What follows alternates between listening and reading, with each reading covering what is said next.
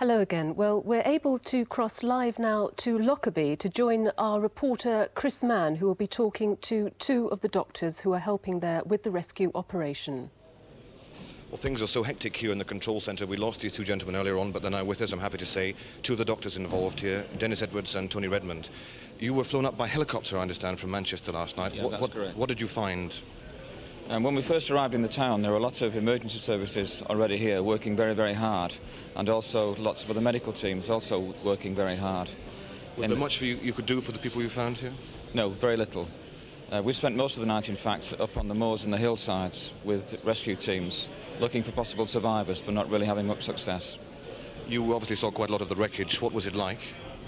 The wreckage is strewn over a large area, and there are individual items of wreckage, sometimes several miles apart. Dr. Redmond, you were down on the A74 last night. What was the crater like and the damage to the cars? Well, it was enormous. We were helicoptered right down onto the site itself. The crater was still burning.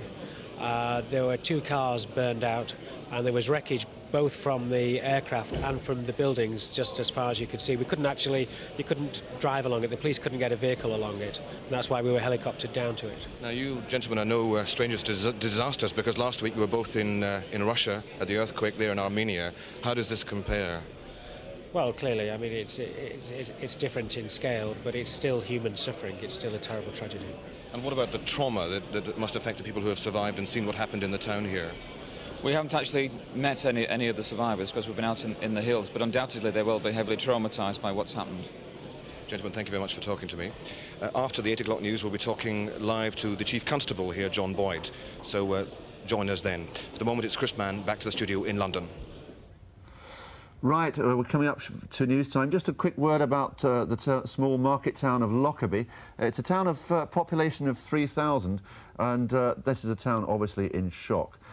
Right, the time is exactly 8 o'clock. Let's get the latest national and international news now from